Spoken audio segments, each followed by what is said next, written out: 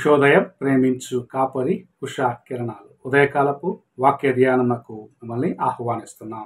ప్రార్థన. మా స్తుతులకు ఆధారభూతుడు అయిన గొప్ప దేవ, ఈ ఉదయకాల సమయానికై స్తోత్రములు.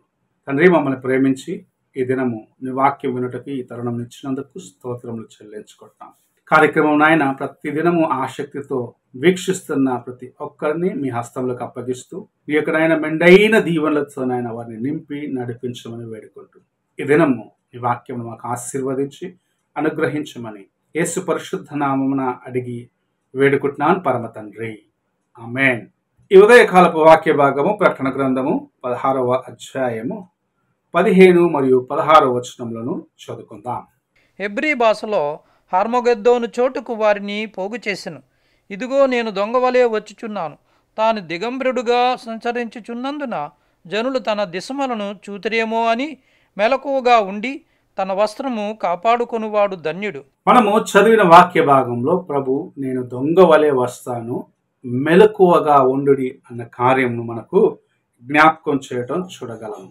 దేవుని యొక్క రాకడ నేడో రేపో అని మనము అంచనా వేయలేము. ఎందుకంటే ప్రభు ఎప్పుడు తిరిగి వస్తాడో మనకు తెలియదు. అయితే నీవు సిద్ధముగా ఉండు అని ప్రభు నీకు హెచ్చరిక ఇస్తున్నాడు. ఆయన కొనిపోవబడినప్పుడు అనగా మేఘము మీద ఆరోహణమైనప్పుడు ప్రభు నేను ఇదే రీతిగా తిరిగి వస్తాను, తిరిగి వచ్చినప్పుడు ఎవరైతే సిద్ధపడి ఉంటారో వారిని నాతో పాటు కొనిపోతానని వాగ్దానము చేసి ఉన్నాడు.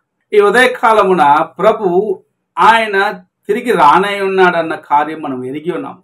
అయితే ఆయన రాకడ కోసము నీవు నేను సిద్ధముగా ఉన్నామా? ఆయన నేను ఈరోజు వస్తున్నానని ఎన్నడూ నీకు బయలుపరచడు. ఎందుకంటే ఆయన ఎప్పుడు వస్తాడో ఏ సమయంలో వస్తాడో ఆయనకు కూడా తెలియదు. తండ్రికి మాత్రమే ఇది తెలుసని ప్రభు తేటగా బయలుపరిచి ఉన్నాడు. కనుక ఆయన వచ్చే సమయమున నీవు సిద్ధముగా లేని ఎడలా నీవు విడువబడతావు. మనం చదువుకున్న మాటలు మనం చూసినట్లయితే ఎవరైతే తాము జాగ్రత్తగా కాచుకుంటారో, ఎవరైతే తమ జీవితంలో దేవుని కోసం పరిశుద్ధముగా కాపాడుకుంటారో, తమ వస్త్రములు మలినము కాకుండా జాగ్రత్తగా ఉంటారో, తమ వస్త్రములు పరిశుద్ధముగా కాపాడుకుంటారో అనగా రక్షణ వస్త్రమును జాగ్రత్తగా కాపాడుకుంటారో వారు దేవుని యొక్క కృపను సంపాదించుకొని ఆయన రాజ్యమునకు ఎత్తపడేవారిగా ఉంటారు. వారు ధన్యులు అని దేవుని యొక్క వాక్యం సెలవిస్తుంది.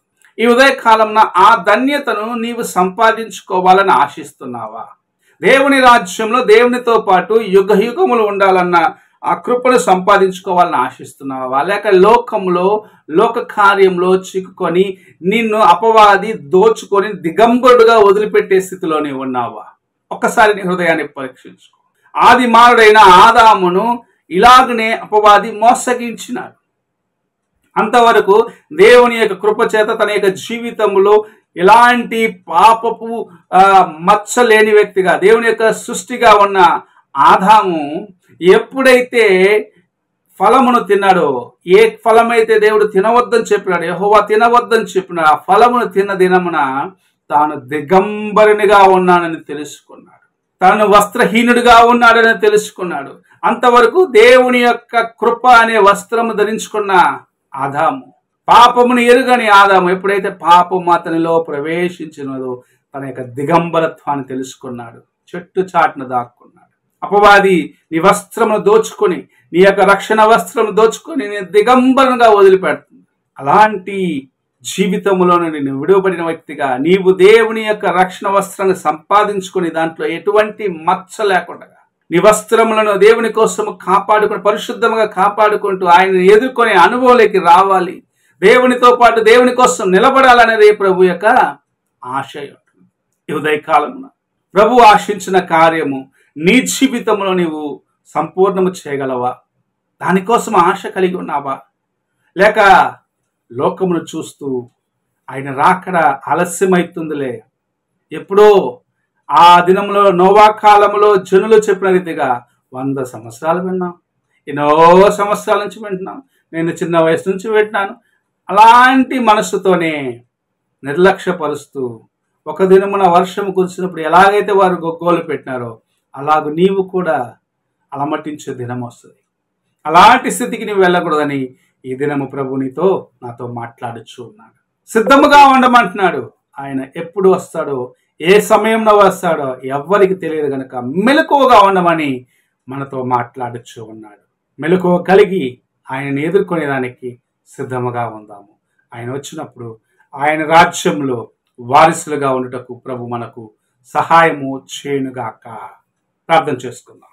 పరిశుద్ధుడు అయిన యేసయ్య, ఈ దినము నీవు మాకు అనుగ్రహించిన ఈ హెచ్చరికను బట్టి స్తోత్రములు చెల్లించుకుంటూ, నీవు నాయన వచ్చినప్పుడు మేము నిన్ను ఎదుర్కొనేదానికి, ఆ యొక్క వస్త్రములను పరిశుద్ధంగా కాపాడుకునేదానికి, మేము దిగంబరులుగా ఉండకుండా నాయన నీ యొక్క రక్షణ వస్త్రమును ధరించుకొని నీకు ముందుగా వచ్చేదానికి మాకు సహాయము చేయమని, నీ వైపు చూసి నడిచే కృపను దయచేయమని యేసు పరిశుద్ధ నామమున అడిగి వేడుకుంటున్నాను పరమ తండ్రి.